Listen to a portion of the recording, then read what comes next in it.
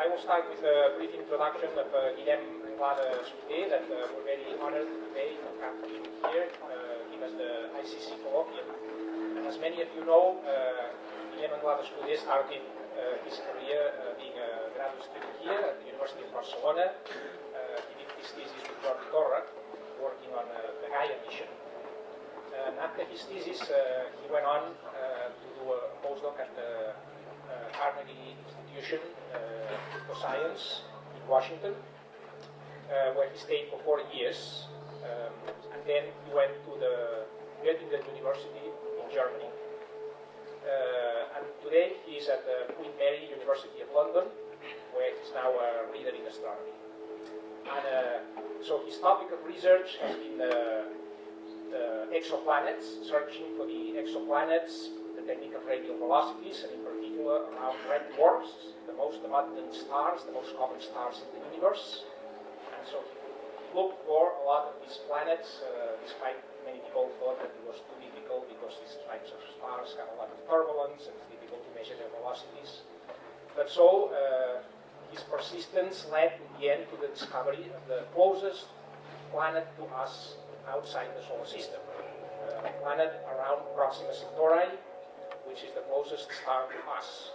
And I tried to figure out how long this is going to be the closest star to us. So as you know, nearby velocities have some, nearby stars have some random velocities in the disk of the Milky Way, about 30 kilometers per second. So that means that the nearest star to us, Proxima Centauri, I think is going to continue to be that star for the next 50,000 years or so.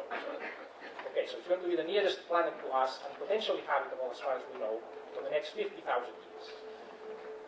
Okay, thank you very much, Jordi. Let's see. Okay, thank you for coming. This is a special, this kind of special talk today for me because, of course, this is my alma mater, University of Barcelona. I did my PhD and also my undergrad studies here in physics and astronomy. I can see lots of my old mentors and professors, Professor Torra, Josep Klein, Rosario, Manuel Varela, Luis Garrido, a few of them. Sorry, I don't remember all the names and I don't see all of you. But it's also, I hope that you will appreciate that University of Barcelona is the starting point of a potentially international career. There are a lot of international researchers here, and if you are lucky and you hit gold, sometimes you can even become very famous, like it happened to me. So that was kind of my brief introduction. Thank you very much for inviting me, because again, I'm honored to be here. And I'm going to tell you about our research, or mostly about the recent discovery of Proxima Centauri b, red dwarfs, and the search for life beyond the solar system. This is something that we are not yet doing, but we will start doing now because of planets like this one. There was another system announced recently by NASA. It's called the TRAPPIST system, which is a kind of similar star. And what I will try to tell you, not just how we found Proxima b or how difficult it is, but to give you a bit of context why we are detecting these planets today, why they are so interesting, or why we are in the situation that it is happening now and not, for example, 10 or 15 years ago. Even though the technology has been ready for a while. But things don't happen just by chance. There are a number of reasons. Okay, so let's move on. First, I'll start with a summary slide of my talk, which is this. So this is the result. Basically, that's it. I could finish here, and that's all we found. Basically, that there seems to be a planet around Proxima Centauri, detected by the method of the radial velocities. We measure how the star moves, and from the orbital period, I'm doing some basic physics, Keplerian laws, Newtonian dynamics, some thermodynamics. We can infer what are the properties, basic properties of the planet, minimum mass, orbital distance to the star, the temperature at which this planet would be, and things like this. Okay. So I could finish here, but instead of this, again, I'll try to give you the outline and why this is now a hot topic and why it's very relevant these days. So, I think I can use the remote. Sorry.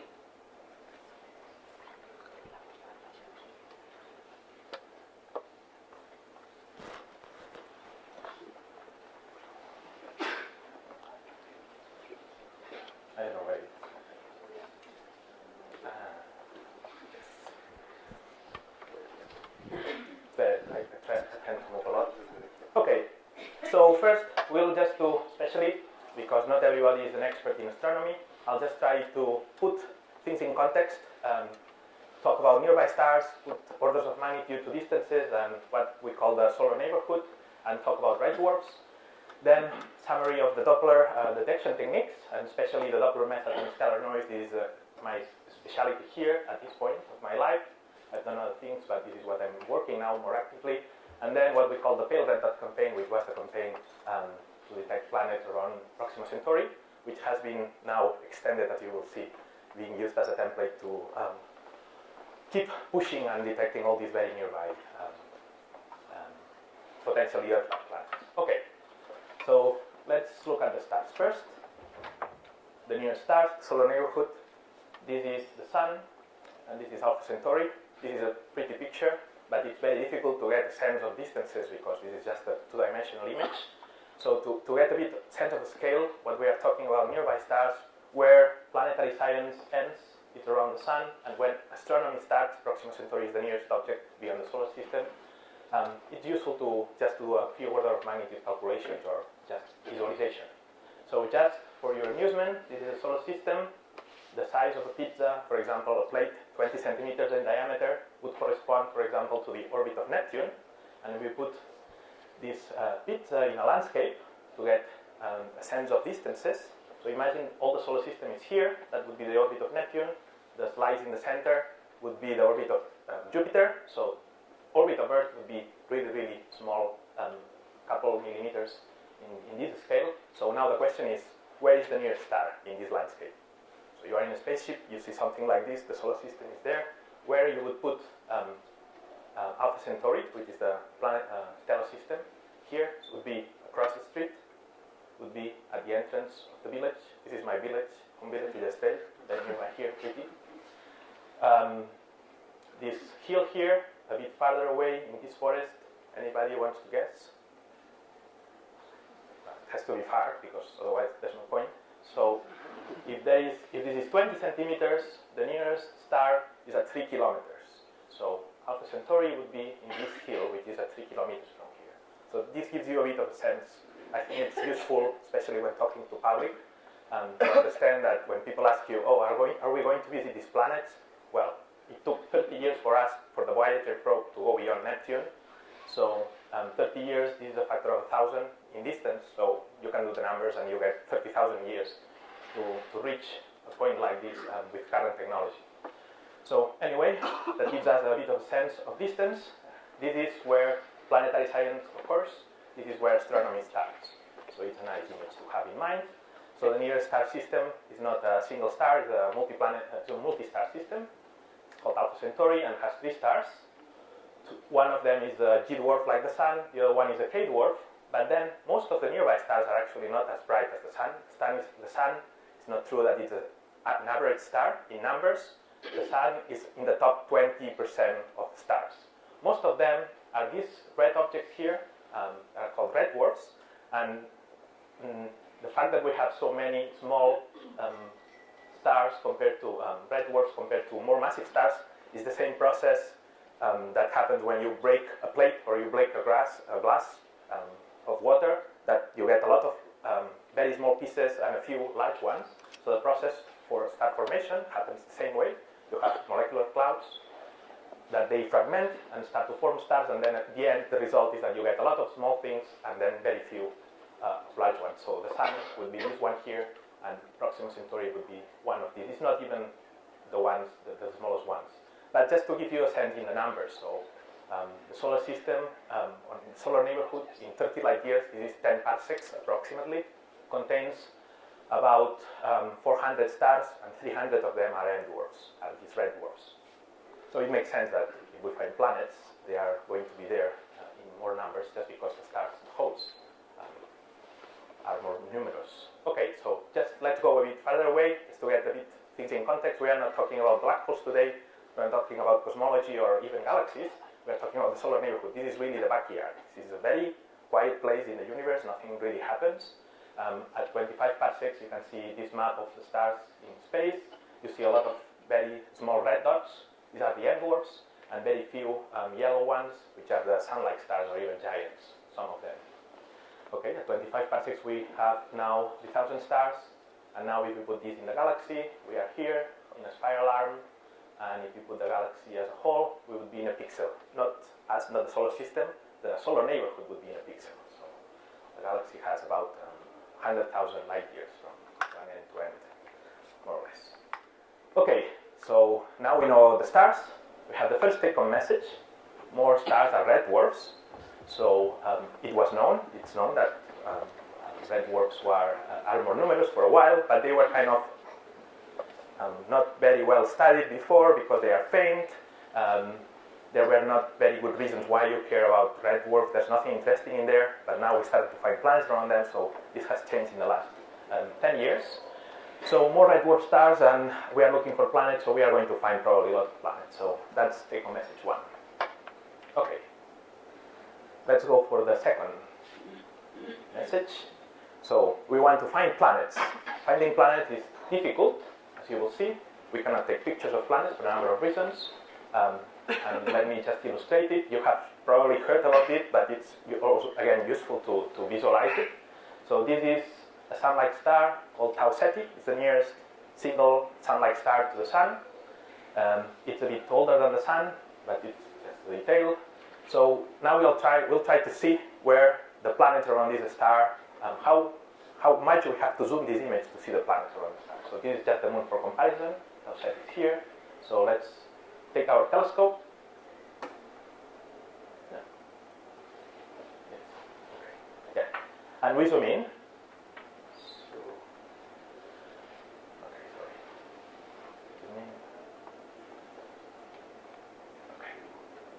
Okay, so we just zoom in. The star doesn't look like a point, even though from this distance should be a point source.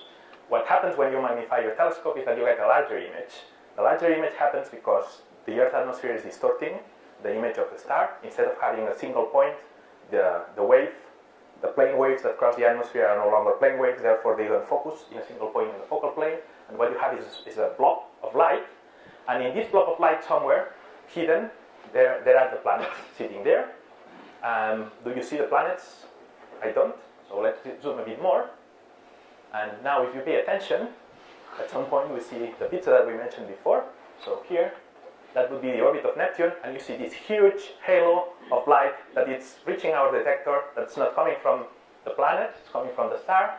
For each photon that reaches our detector coming from the star, typically, for every 10 to the 9 photons, which is 1 billion, only one of them is coming from the planets. So the contrast ratio is very high. It's 10 to the 9, 10 to the 10, 10 to the 11, depends on the size of planet and what you are trying to do. So really, it's really hard to get an image of something like this when your image is basically dominated by the stellar light. This is very important. Even if your telescope is perfect, you have diffraction, and diffraction also has, it's not a point source, it produces an instrumental profile, and that blurs completely the signal of the planet. Okay, so we still are finding planets, so how we do that? These are kind of summary of the main detection methods. They are, most of them, except for this one, they are what we call indirect detection methods. We don't see the planets themselves. What we see is what the planets do to the light of the star, either by moving the star, measuring Doppler shifts, either by going in front of the star, so we see the light being blocked. Also, astrometry is complementary to the radial velocity method, but in the plane of the sky instead of the radial direction. Microlensing is a fancy technique where you use Einstein general relativity to predict that if you have a star and then there's a planet, you have a magnification by the light of the star, by the mass of the star. It acts as a lens, so you get that the star looks brighter, and at some point, because you have a planet as well, there's a double magnification, and that allows you to infer properties of planets. And then direct imaging is what we all would like to do, which is basically take pictures of planets. It's very hard to do from the atmosphere because of all these wobbles introduced by the Earth atmosphere. Even from space is tricky, because if you work out the numbers, you find out that the diffraction, even from a telescope like Hubble, the diffraction wings of your instrumental profile will be blocking the light of the planet, and the planet is very faint. Okay, so we learned from all these methods, but especially from these two, which is the ones that I'm going to talk about today, the radial velocity and the transits method. Also, these are kind of in the pioneering methods. These are the ones that also told us more about what planetary systems beyond the solar system look like and what we learned in the last 15 years. So instead of going to the radial velocity, which is what I do, I'll go to the transits method because, not because it was the first, but it's the one that actually has given us more information for a number of reasons about how planetary systems look like. Okay, so just very quickly, the transit method. Let's see if this works. Yes. So very basic, for physics students should be trivial to figure out what the depth in the occultation, how much light is blocked by a circle blocking another circle. It's just a ratio of areas. So if you have a small planet blocking a relatively large star, you will get a small dim. If the planet is Jupiter-sized and the star is Sun-like, this dip is about 1% and can be done from the ground. But if you want to do it for an Earth-like planet around a Sun-like star, the blocking, the amount of light, it goes as the square of the areas. So it's much smaller, it's 50 parts per million. So you have to go to space to systematically try to detect planets as smaller as Earth around Sun-like stars. So there have been a lot of programs. I'm not going to do a historical overview here. Just tell you about one of them, which is the Kepler mission, the one that told us more about what we know from exoplanets. But very quickly, just let me point out that the transit method has a problem, is that the planet has to be aligned to our line of sight to be able to detect it with the transit method. So for each planet that you detect, there will be around 50, 100 of them that you don't. So how to go around that? As we've seen at the beginning, the solar neighborhood has 300 stars. So if we want to find planets, we cannot just look at 300 stars when we are missing 90% or 98% of them. So what Kepler did and what the transit surveys do is not looking at 100 stars, but then they look at 100,000 stars. So, and that, to do that, what you do is not look at the solar neighborhood, but look very far away, where in the same field of view, in a couple of degrees, you have thousands of them. So the estimation, for example, for Kepler is that more or less 2% of the planets are going to be transiting if they are there. So you look at 100,000 stars, you will end up detecting 2,000 planets. So that was the expectation. But now, one thing that happened is that Kepler didn't detect 2,000 planets, but if you believe that all the planets that are reported or candidates are real, it's actually a factor of 2 or even 3, depends on how you do the numbers. So why that happened is because something that we didn't expect is that planetary systems are crowded with very compact systems of Earth-sized planets in very close in orbits. These systems were not known 5 years ago. Nobody predicted they existed. But it's not only that there are, for example, that would be the orbit of Mercury, would be here. In our solar system, there's nothing inside the orbit of Mercury. But then what we have found is that of the order of 40-50% of planetary systems consist not of gas giants in long period orbits, but on a number of small planets, Earth-sized, Neptune-sized, in orbits between 1 and 30, 40, 50 days. You can have systems with 4 planets packed in such compact configurations. So Earth, for example, would be here, this one, 1, 2, 300. Actually, the Kepler space mission has been very successful because it has detected a lot of planets, but it failed in its main mission, which was to detect Earth-like planets around Sun-like stars. However, because it found all these things here, nobody cares anymore. But if you follow the rule book, they basically failed miserably. And yeah, again, it's not only that there are a lot of planets enclosed in orbits, so on the size of Earth, also they tend to be in multiple systems. So when you find one, you typically have 3, 4 of them in resonant configurations, very well aligned, which tells us that planetary systems form in disks and then probably migrate and they lock into these dynamical configurations very fast. Okay, so that gives us the second take-home message. We have that most stars are red dwarfs, and also that most stars have small planets in short period orbits, and the combination of these two effects will be very significant for example, Proxima b and systems like TRAPPIST-1, as we will see in a second. So, take-home message number 2, good. Let's go for the third one. And for this one, I'll start with the radial velocity method. So that's the other method that we use to detect planets that has been very successful. With the transit method, we have about 4,000 detections. With the radial velocity method, we have around 1,000 of them. Most of them are gas giants, but also now we reach the sensitivity to get Earth-sized or Earth-mass planets. Radial velocity method. let's see how it works. You all know that. You are from physics, so you should be able to even calculate it yourselves using at least circular orbit. What you have is a planet orbiting a star, and the star is not standing in the center of the universe, but everything is orbiting around the common center of mass of the system. And because there is motion, when you look at the spectrum of the star, you see the lines are Doppler shifted. When the star is going far away, the lines get red shifted. When it comes to you, they get blue shifted. And this is just a cartoon from ISO, prepared to illustrate that, so not very hard. So what we do, we use a spectrometer, spread the light, and then monitor lots of these lines and try to measure how fast the star is moving. Okay, so just to get a sense of what's the challenge in measuring or detecting planets, let's look at the spectral line. This is a spectral line of the sun that you could see in high resolution spectroscopy.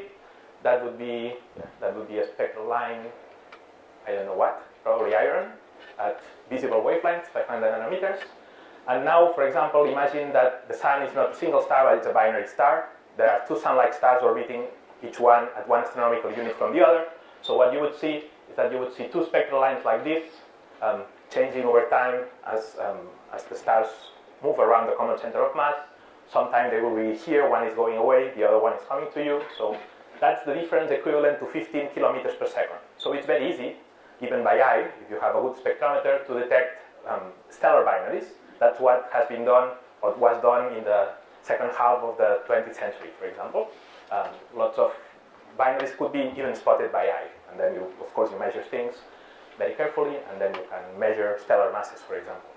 Now, we have a hot Jupiter here, the same experiment, and you can see that now the line does not even move, or it's very difficult to see that one line is shifted against the other, and that would be a hot Jupiter. We are talking about a massive planet in an orbit about 3-4 days very close to the star, and what we want to detect is Earth-like planets. So Jupiter is 300 times more massive than the Earth. So to detect Earth-sized planets in very close in orbit, what you need is reach the 1 meter per second level. So we want to measure the speed at which the star is moving at 1 meter per second. So that's walking speed, let's say. So let's see what's the effect of that. So if we look at the point of this line here, this is 0 meters per second, so there's no motion, and now this is 3, right? So you saw that? So that would be the motion you have to see. And then the data doesn't look like that. If you have even a very high signal-to-noise spectrum, what you have is something like this. So you want to measure this tiny motion, and this is a high signal-to-noise spectrum. So that would be really good data. And so to detect these 3 meters per second, you really need to measure these kind of things that are very small. What happens is that we don't rely on a single spectral line, we rely on many of them. We have a device called the shadow spectrometer, which allows us to get the whole stellar spectrum in a single chip. And the whole stellar spectrum in a single chip looks like this. So we are not using just one, we are using, for example, for the sun, to measure precision radio velocities, about 2,000, 3,000 of lines are used. Just for the ones that are keen into spectroscopy, here you can see the sodium doublet on the sun. There's a calcium triplet somewhere here in the ultraviolet, and that's towards the red. I think this is maybe H alpha. Okay. Anyway, so you use all these lines all together, and that combined with the proper calibration method, you need to measure the radial velocity or the motion, the Doppler shifts of your star with respect to something, and this respect to something is something that we have in the lab. It can be a thorium catalog, thorium argon lamp, for example, that you might have in the laboratory, or can be a sodium lamp, or can be a laser, or can be whatever you have. For example, molecular iodine has been used because it has a very well-defined forest of lines. There are a number of techniques, I'm not going into details, but you have to measure all these lines against something, and then detecting a planet is just a matter of patience. So here is just an example of a very massive planet. This is 5 Jupiter masses around half a solar mass star, and it would take, in this case, at least 3 years to detect the planet, because, of course, what you want to see is the full orbital motion. So here we go to the telescope, we observe here, the star seems to be receding from, coming towards us at minus 100 meters per second, so okay, nothing new. But then you go again, a couple months later, you see a few more points, and you start accumulating data. So you don't know still what kind of object you have, because it's just a line, but it's promising. So you're accumulating data. after a while, and this is how it really happens. So finding planets can be a bit frustrating because you know it's there, but until really you get the periodicity, you cannot tell what kind of object you are dealing with. And then at some point it falls, and that's it. So, and that would be the Doppler signal of a planet that it's not in a circular orbit. You see, it's not a sinusoid. If the orbit is circular, you would have a sinusoidal motion. It's just circular orbit. The shape is a bit tilted because the orbit is eccentric, and the eccentricity makes that the planet is moving faster when it's closer to the star, so you get that the velocity curve is not perfectly symmetric. Okay, so that's how we detect the planet. It took 3 years to detect this one at least. Probably they wanted the people that got the observation to spend 6 years on the star to be sure that the thing would be repeating. This is a multi-planet system. By the way, there are 3 more, but they are much smaller and cannot be seen here. Okay, so just from historical perspective, where we are now, or what happened, the first exosolar planet that was detected was 51 Pec b, around a Sun-like star. This is this point here. That's the mass of the planet, minimum mass of the planet, function of the year. And that would be about 150 to 100 Earth masses. That's half Jupiter mass. That planet is called 51 Pec b. It was found by Michel Mayor and Didier Queloz using a new generation spectrometer. The first shell spectrometers equipped with CCDs and simultaneous calibration using laboratory standards were the ones first to reach, able to reach meter per second level precision. So that's what happened here. And then the American team also started to, actually they had data from before, but they never really paid attention to what they were doing. And when Michel Mayor and Didier Queloz found the planet, the next year, then they reported 5 because the data was already there. And then the next year there was no planet detection because they already published everything they had. And now, then is the start of the race towards detecting smaller and smaller planets. The technology improved a bit here until 2000, basically. New spectrographs came online, so the precision started to improve. You can detect smaller and smaller planets, so that's the Goldilocks, that's the holy grail of one Earth mass planets that we are reaching now. But you can see that the minimum masses, the masses of the planets started to improve. In 2010, we could start detect Earth mass planets using this technique as well. Lots of giant planets. This day, detecting a giant planet doesn't even give you a paper. It's just you can make a preprint. You are lucky. Couple of things here. So you can see that the precision was improving, but at some point it stalled. We didn't get farther.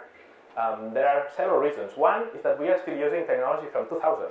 The spectrographs that are used today, or until last year, let's say, were the same ones that were built in the 2000s, the same calibration techniques. They are gigantic machines, very expensive to maintain. There were only 2 or 3 in the world that could do this. For many years, most of these planets announced here come from these 2 groups, one way or the other. They were just living, and they were also very secretive on how the instruments were calibrated, how they were operated. And then at some point, when they were happy enough to publish enough planets, they released here, when they hit bottom, basically, a lot of planets were detected, but then the precision hasn't improved in the last 5 years. There are 2 reasons for that. One is the technology, still the same, and the other one is because at this point we reach the stellar activity limit. So stars are not spheres, perfect spheres. They are boiling, they are bubbling. You have convection, you have spots, you have magnetic activity. That changes the photosphere of the star. For example, you have a dark spot that suppresses part of the light of a part of the star. The star is rotating, and therefore you have less light coming from one side of the star or the other. So that causes Doppler shifts that have nothing to do with planets. It's just stellar variability. So this is why, basically here, this is and that happens around between 1 and 2 meters per second. This is when we reach this limit, and this is why the Doppler technique hasn't been able to improve. Just as a note, here, this one here is Proxima b. It's the smallest planet, detected with this method, and it was detected not because the technology changed or we did something fancy. It's because this is a red dwarf, and we focused on these red dwarfs and did a special campaign to really get sensitivity here. But really, the instruments that we are using have been available for almost 15 years. Okay, the thing that I was mentioning you, and this is a bit technical, is what I do. So there will only be 2 or 3 slides about this. When we want to detect these planets, and again, because these planets are small, are the interesting ones, and we really need to dig into the noise, you have to understand not only the star as a sphere. Again, there is a lot of astrophysics. Convection needs to be understood, how spots behave, how spots change the radial velocity of stars behave. Then the problem is that then your measurements become model dependent. You have to put a lot of physics into it. So detecting planets these days, especially small ones, is not just a matter of finding a sinusoid. It's also a matter of doing multiparametric fits to data, doing physics, astrophysics, complementary observations, things like this. For example, there has been several cases, and for the Doppler technique, especially for these low mass planets, has been contested. It has been, the last few years were not very good for the field, because Kepler, the space mission, was giving us hundreds of planets, and we were getting some of the nearby planets around. Yeah. So some potentially very interesting planets like Alpha Centauri b is one of the 3 stars in Alpha Centauri system. There was a detection of a very hot Earth mass planet, but then it was found by a number of arguments that this planet was likely caused by stellar activity, very poor sampling, and things like this.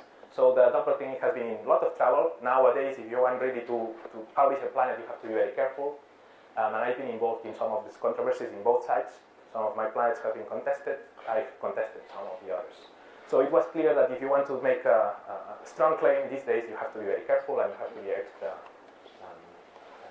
careful, especially on these very high impact cases, because these stars then can be followed up for characterization of these planets. You don't want to find a planet and then send a $1 billion space mission to find that it was just a spot transiting in front of the star, right? Okay, so yeah, just something in the case that you want to go into how we do things. We use nowadays what we call the log likelihood statistic, because we have to compare models. We have star with a planet, and activity, and different things. So what we do, for example, we use something that's called the logarithm of the likelihood function, which is a very nice function compared to old school statistics, if you want, because it allows you to not only parameterize your physics, Keplerian physics, spots or whatever, but also allows you to parameterize the noise. And the noise is a very important property, even if you are interested in astronomy. If you work in finance, you work in anything, parameterizing the noise is the key to really dig into the fine details of the data. So yeah, so you will use this, for example. One option that you have is try to parameterize this noise, as I said, doing some physical model of what you think is happening on the stellar surface. For example, if you have a temperature contrast, you have this light, this part of the star is fainter, so you get a spot that it's making an apparent motion of the star, that it's not real. You can also have a magnetic field, strong magnetic field localized on a particular part of the star. Then you have Zeeman splitting of the spectral lines, and the Zeeman splitting causes an apparent shift of the spectral lines. Then the same spot, because it has different temperature, the spot has a different spectrum. So if you look at the sun, you have the spots, and you take a spectrum of the spots. Spots on the sun are about 3,000, 4,000 Kelvin. The sun is at 6,000. And in these spots, you find things like titanium oxide, which is a material that condenses at 3,000 Kelvin. And it's very absorbent, and it changes completely. The spectrum is very different. And this difference of the spectrum distorts also the measurement. And the other thing is, for example, when you have a spot, you have magnetic fields. The convection is not as efficient. So then, when you look at the sun, you see all these convective cells, these things boiling, that are changing continuously in time scales of a couple hours. This convection is inhibited in part of the sun, so effectively it looks like the star is receding from you. If you look at the sun and you measure the radial velocity of the sun to the Earth, the sun seems to be moving at 500 meters per second towards us. This 500 meters per second is just this convective blue shift. This convection, the hot material is hotter and brighter, so you see it more. And when you inhibit this convection in some region of the star, so you get some proportional Doppler shift. So what we do, we have our likelihood function.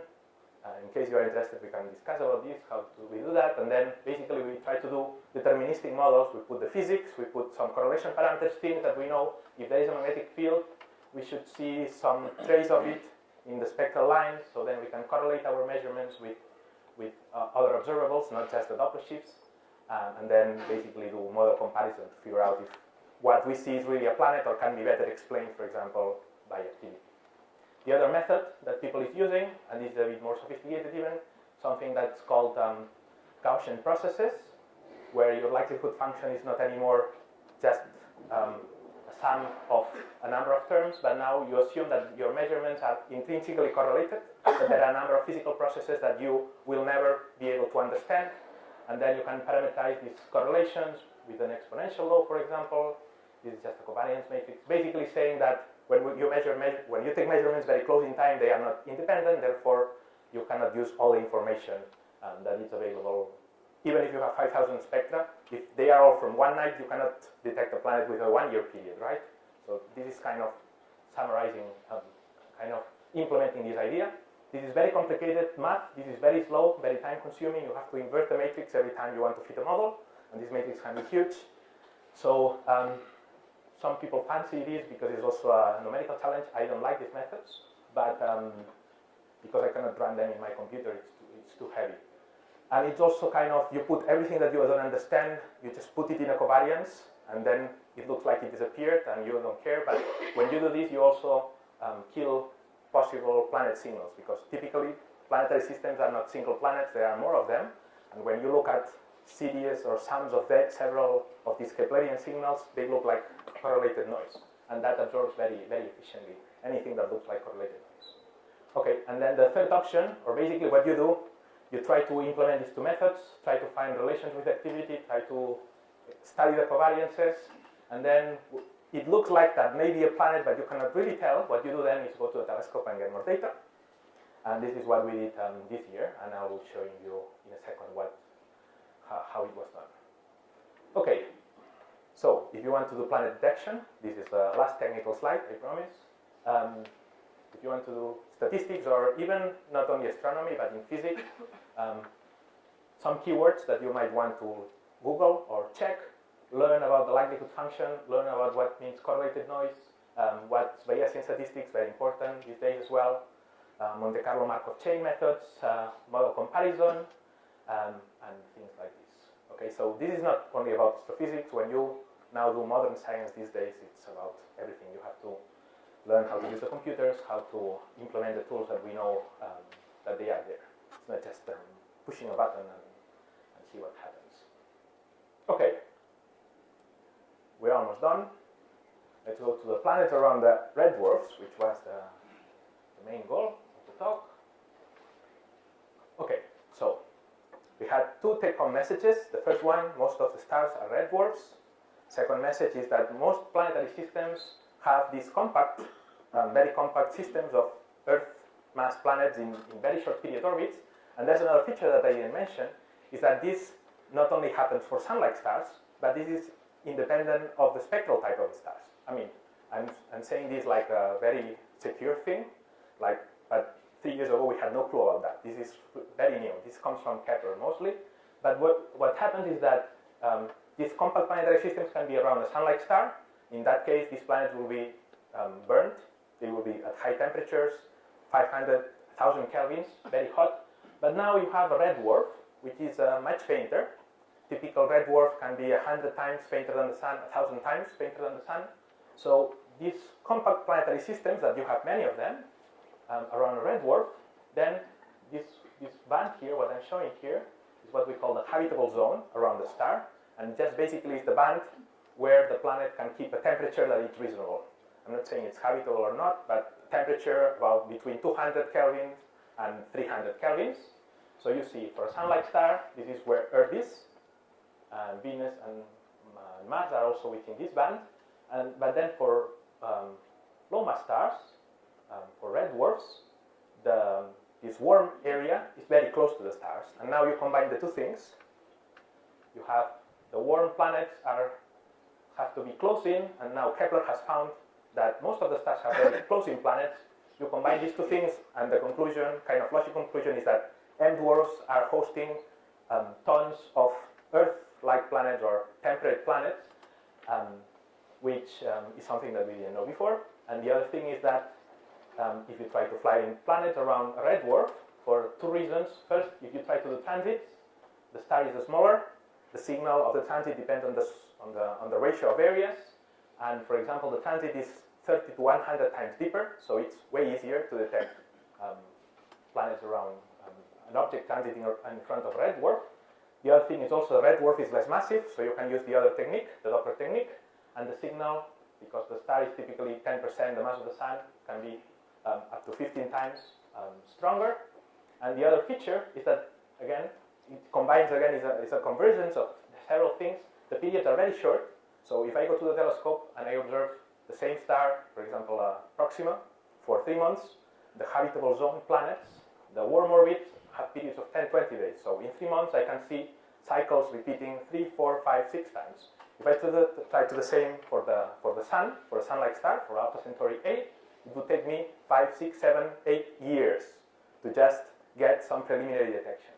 So at the end of the day, you make the numbers, you see how difficult it is to find planets around G dwarfs or M dwarfs, and you realize that it's a factor of 50 or 100 times easier to look for these planets. So, and it's the convergence of these three things. Planets are easier, the habitable zones are closer to the star, and also Kepler told us that there are lots of small planets around all spectral types. That gives us the third take-home message. Planets or temperate planets around red dwarfs are way easier to detect. And basically we had the capability to detect them for almost 15 years. We just now, because we learned all this from the planetary systems, we know that solar system is not a template for how planetary systems look like. Planetary systems are more diverse, and especially they tend to be this very compact. That is why these years is the explosion of detection of small planets around red dwarfs. And now the closest red dwarf to the sun is of course Proxima Centauri. Until last year we didn't know anything about it. So why that could happen? People has looked at planets around Proxima Centauri for a while. For example, before 2012 there were already 300 measurements from other instruments trying to find planets there, but they didn't know what they were looking for. They were just taking measurements over the years. Let's see, accumulate measurements in different time cadences. They were just fishing in the forest without knowing what to look for. And even doing this fishing, you can, for example, detect gas giants relatively easy because the signals are large, but when you have these tiny signals, the sampling becomes very uneven, and the things get mixed up, activity, multiple planets, things like this. However, in 2012, myself and my colleague, Mikko Tuomi, he's an applied mathematician, now at Hertfordshire, we took all the data from Proxima Centauri. That was even before Kepler announced all this overabundance of small planets. And Mikko ran his codes that are Bayesian, very sophisticated ones with correlated noise, and found out that actually the data from Proxima Centauri accumulated over the years contained at least 4 signals. They could be from instrumental origin, or could be physical, or could be activity-induced. We didn't know. That would suggest that maybe at least 1, 2, or maybe even 4 planets would be orbiting Proxima Centauri. We submitted the paper, it was rejected. For a number of reasons, I think it's fair that it was rejected. I think it could, anyway, but if you see these 4 signals, this is 2,000 days, could be a gas giant, long period. That's 300 days. This is probably a systematic effect problem with the year sampling. This one has a period of 30 days. Well, okay, could be a planet, could be also stellar rotation, because the stars rotate at this rate, so that could be a false positive. But this one has a period of 11.2 days, and there was no a priori reason why we should be detecting this signal if there was nothing around it. But yeah, we couldn't build the argument strong enough. So we got more data on the star ourselves, 200 more measurements over the next couple of years. Still, we could detect something. So this is one of our campaigns over 10 days. This is the gray dots are a star that doesn't have planets, very stable, very nice, and that's Proxima Centauri. So you see, it was wobbling, but our run was 10 days, and the orbital period is 11.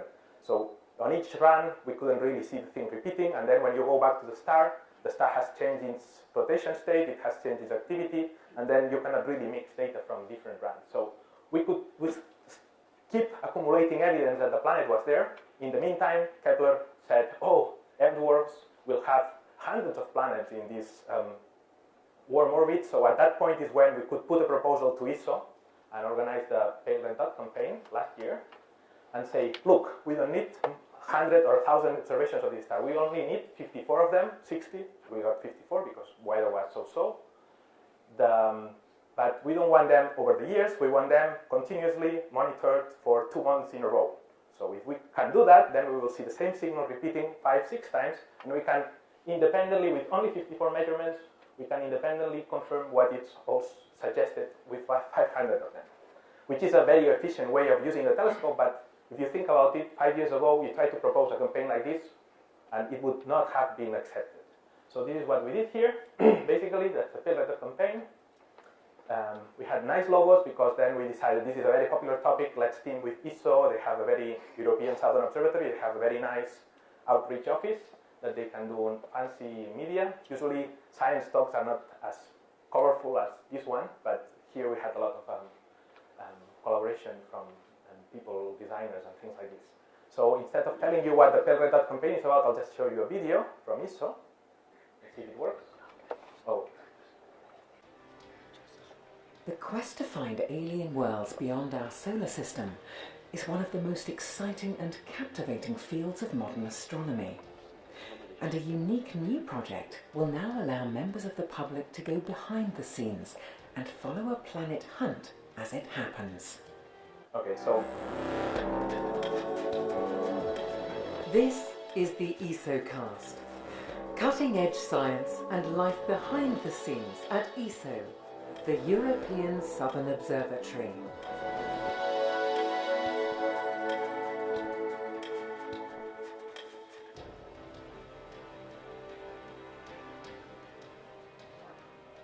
.2 light-years away, in the constellation of Centaurus, lies Proxima Centauri. This small, faint star is one of about 160 billion red dwarfs in the Milky Way. But this red dwarf is special. It's the closest known star to the Sun. As our closest stellar neighbour, Proxima Centauri has been extensively studied by space and ground-based observatories. Tantalizing but inconclusive, hints that an alien world may orbit the star have been found. Now, a new and exciting scientific and outreach project known as the Pale Red Dot Campaign will conduct a more sensitive search than ever before for an orbiting Earth-like planet.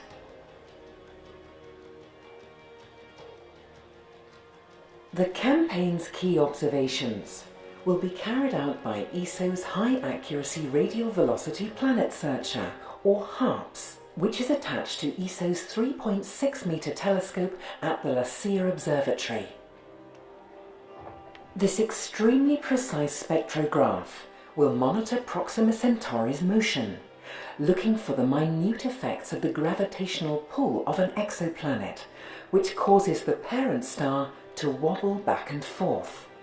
This tiny motion can be detected by HARPS through tracking its radial velocity over time. But stellar activity could mimic the presence of a planet. To address this, HARPS measurements will be complemented by data from other telescopes around the world, including the Las Cumbres Observatory Global Telescope Network and BOOTIS, the Burst Optical Observer and Transient Exploring System. The observations will be conducted between January and April 2016. Blog posts and social media updates throughout this period will reveal the latest progress with the observations and provide a rare opportunity to see how science is done in modern observatories. But don't expect astronomers to tell you right away if Proxima Centauri has an exoplanet. The answer will likely come after some more months of work and once the result is reviewed by other astronomers. That's how science works. To follow the live observing campaign, visit the Pale Red Dot website, Twitter account, and follow the hashtag PaleRedDot. No one can yet know what the observations will discover, but the journey can often be as exciting as the destination. So join us as we attempt to take another historic step towards answering the biggest question of all. Are we alone? Okay, very nice, very fancy. We didn't do it, ISO did it for us in collaboration. We spent several months preparing this. It was not only about the science itself, this Pale Red Dot campaign. We had websites and trying to communicate astronomy to the general public, whatever general public means. That's another story. But it's not only that we measured radial velocities, we coordinated, the effort was to monitor the same star. It's very hard to get telescope time on HARPS, has an oversubscription rate of 10. So when you get the time, it's easy then to convince other people to join you in the project. So we monitored the star quasi-simultaneously from several observatories around in the southern hemisphere. And there is several people here. We have the website. So it's called Pale Red Dot because we were inspired by Carl Sagan's Pale Blue Dot picture. If you heard about it, or if you haven't, Wikipedia, and it's a very good article. Basically, because the star is red, so if there is a planet, it should be red as well. So we call it Pale Red Dot. Good. So that's what we wanted to do. When we did this video, we didn't know for sure if the planet was going to be there. It was an experiment, live experiment, in the sense that we didn't know the answer, and we could have failed. Chances were there. We didn't, but we are lucky in that sense. So yeah, this is just a summary for 60 nights, almost continuously, getting data on the star with the observatories. So it worked very nicely. The websites that we mentioned, in case you want to follow us. And this is what happens. This thing that you see here is what we call a periodogram. Different people in different branches have their favorite plots. Periodograms are our favorite plots when we try to find periodic signals. If you have something that repeats over time, a periodogram is like a Fourier transform. You will see a peak starts to grow because then they accumulate power in some frequencies. So this is the data we had before 2012, before 2016. These lines here are the detection thresholds. This one would be a 1% false alarm probability. That would be a 3 sigma detection. This line here would be a 5 sigma detection. So we were already close to 3 sigma detection, but we needed more. It's like with particle physics, you need a 5 sigma detection because the period is a very nonlinear parameter. Doesn't matter. Technical things. But we knew that there was this signal at 11.2 days.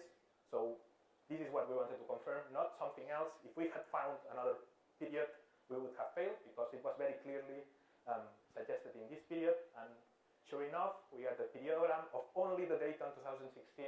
And now we have only with the data in 2016, we already have 4 sigma detection, 1 part in 1,000. And now the final check was to verify if the same signal, if the signal is the same in both sets. And to do that, you just combine everything together. And if it's true, the peaks should just add up and raise the significance. Yes. And that's what happened. Yes, that was a Star Wars moment, of course.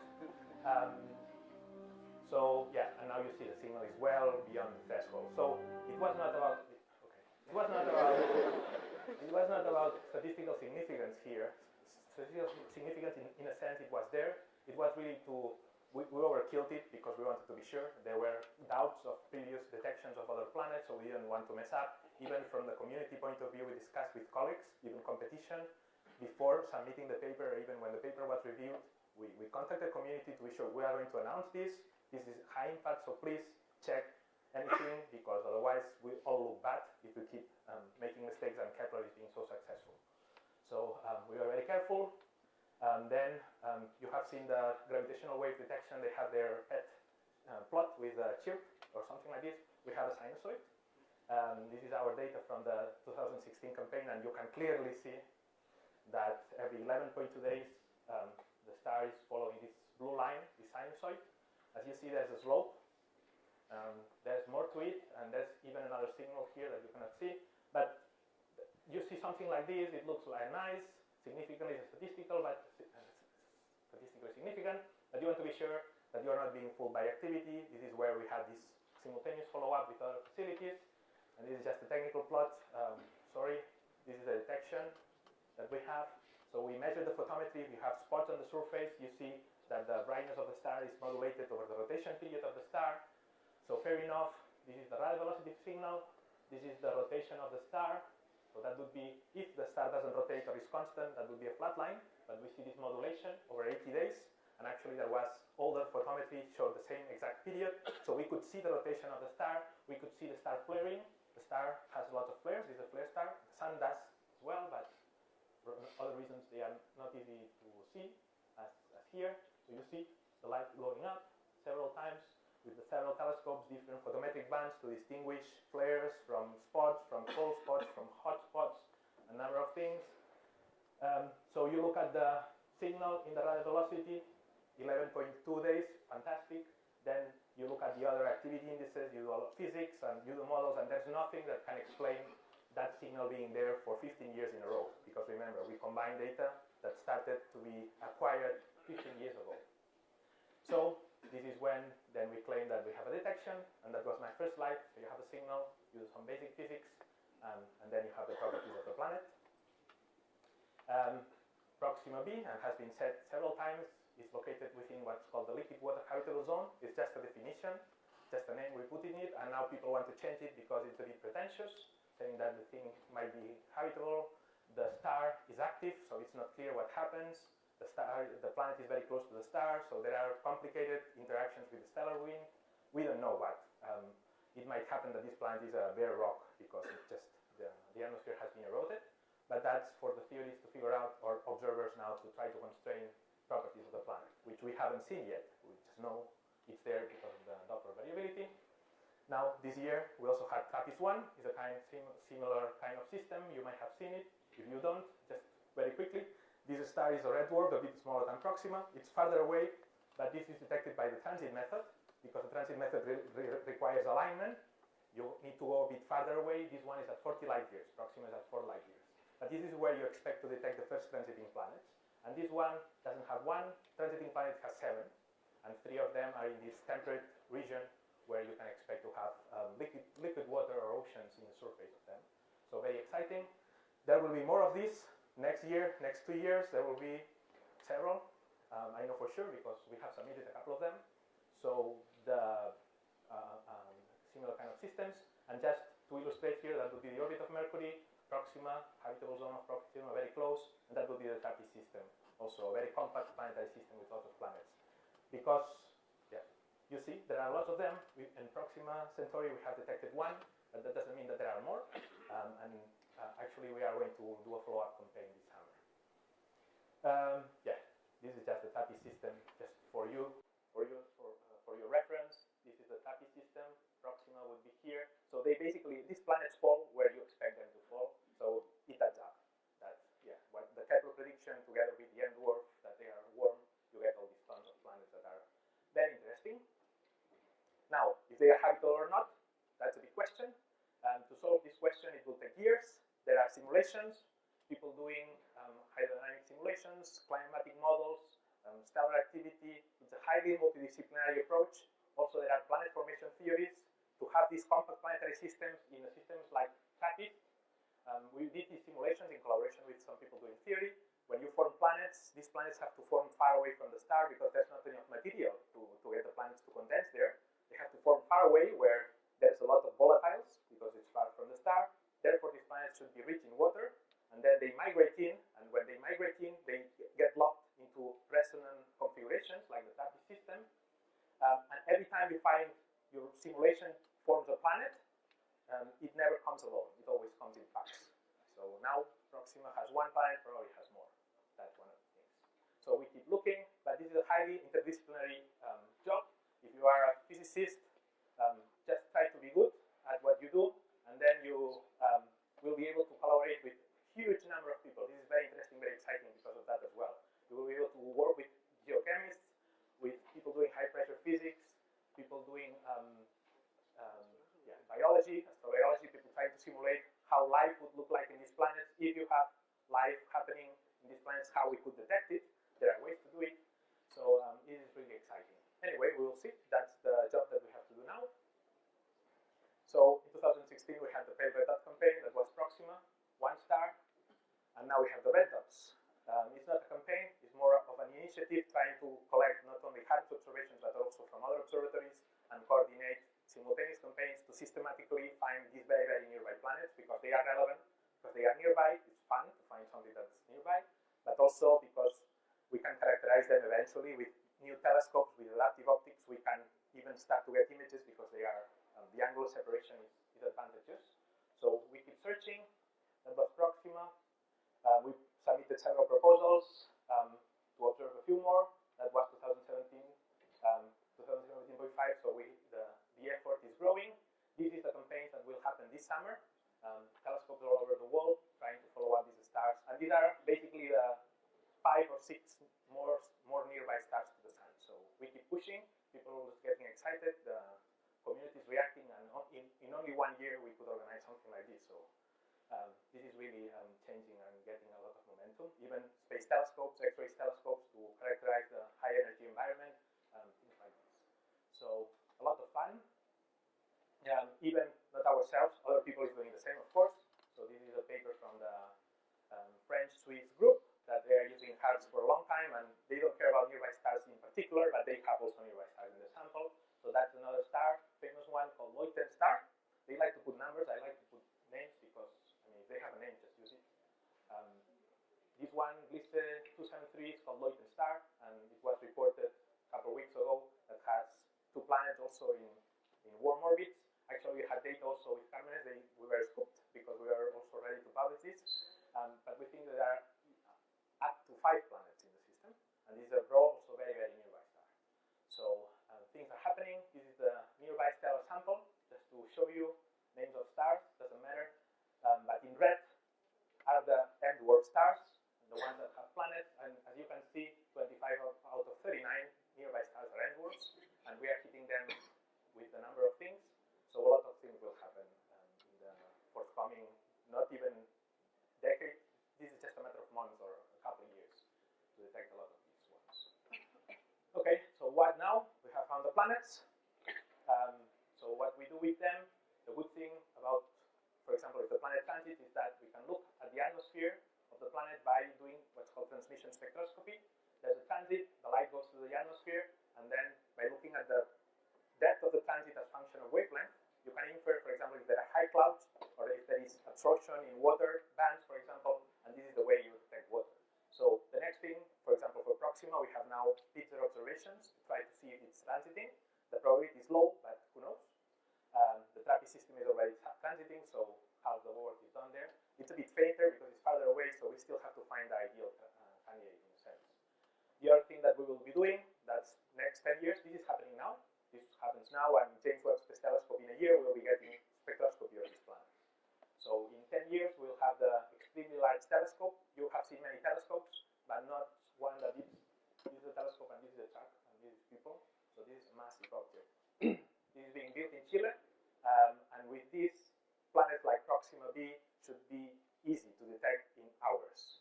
So with moderate quality adaptive optics, the thing should start to pop out.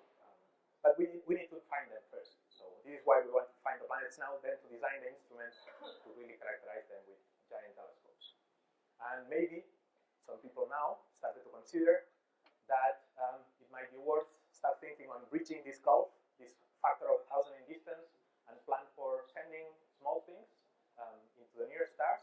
I know it looks like science fiction, but things go from science fiction to actual science when people put money on it.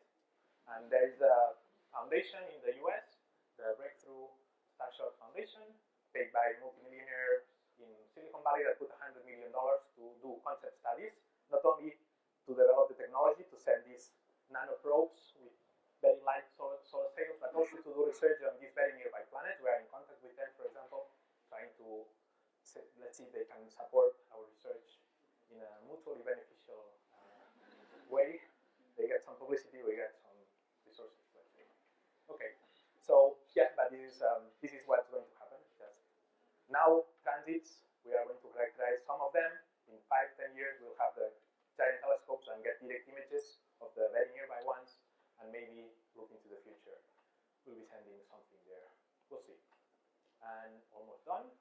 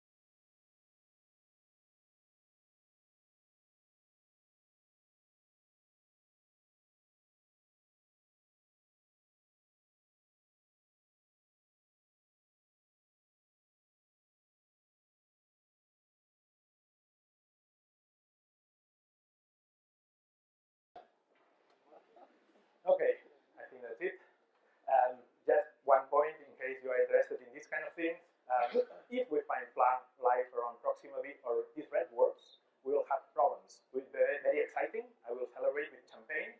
But then we have another issue, which is something called Fermi's paradox, and you can read about it in many books, which says that if all the stars have planets, all the stars have planets that are potentially habitable, all the stars have planets with life, it's just a matter of time that you develop intelligence or high life, and eventually they should be communicating and doing things.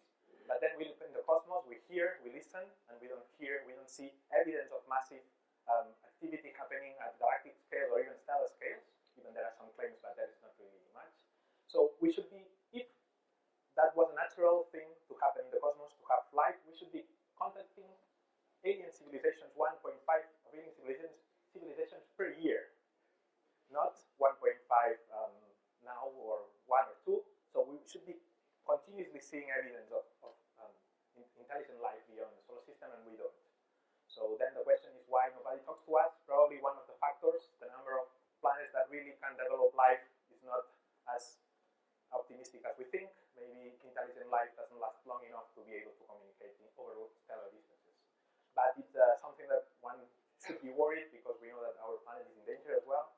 So we might not be, that might be the reason why we don't see evidence of interstellar civilization happening in other places.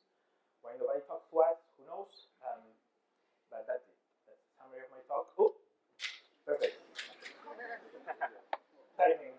Okay, so maybe that is a point at which we can thank Guillem.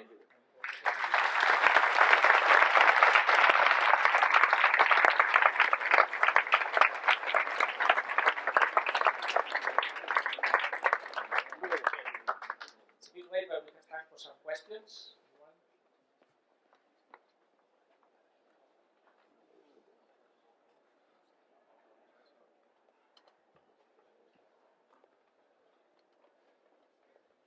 First of all, I want to congratulate you for the very spectacular missions and discoveries.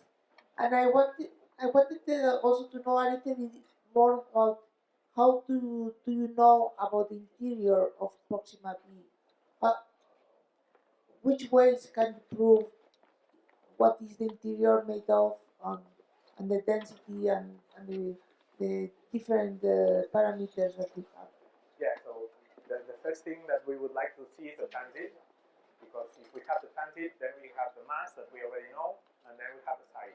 And from that, you start, it's very slow process. So from that, you get the density of the planet, the mean density.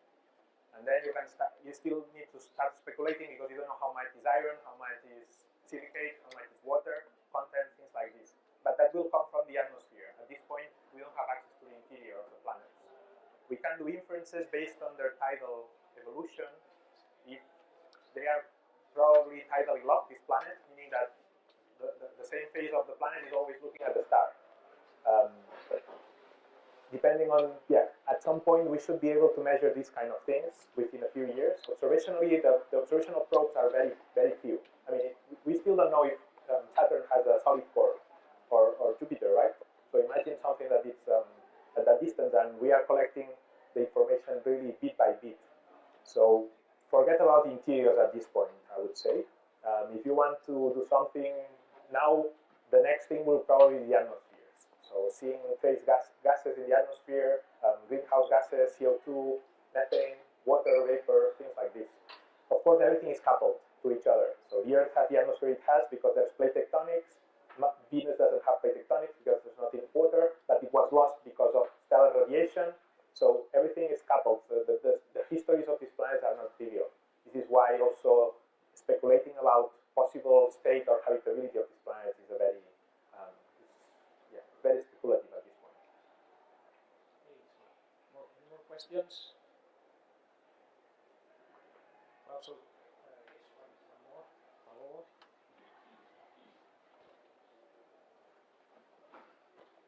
You mentioned that we discovered many more, that its success rate of discovery of Kepler was more than expected because there are more closer tight system than expected. But if you account for the observational budget, Is it really true that they're most common, or would be the solar system like would still be some of the? No, because for example, we know that the solar system cannot be a template for planetary systems. At least from the gas giants point of view, we know that only 5% at most of planetary systems have long-period gas giants, and typically it's one of them. So having two gas giants is already quite exceptional. So it's a small percentage of the outcome of planet formation. The solar system is a relatively uncommon. It's a chaotic process anyway, forming planets. It's not even to start the same with the same composition.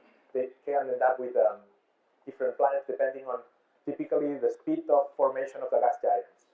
If a gas giant forms very quickly, which is a random process, then it migrates towards the star, and then it destroys all the planets all the way in. This is what might have happened with the solar system, and this is why we don't have a compact planetary system, because the first gas giant just took out everything and then it went into the star when the whole system was still in formation. So we don't know yet, because we don't have a lot of detections of Earth analogs, true Earth analogs, or sun-like stars, but we can tell that there are not a lot of systems with the same architecture. There are many more with these compact configurations than the solar system. Yes. They typically don't have gas giants also, these planetary systems with a lot of compact planets. But the statistics are a bit low still. So we'll see. Okay, so with this, we're going to give the colloquium for finished, and now we will go for lunch with the speaker. And remember that at 3:30 there is a meeting at the SEC meeting room. All students and postdocs are welcome to go ask more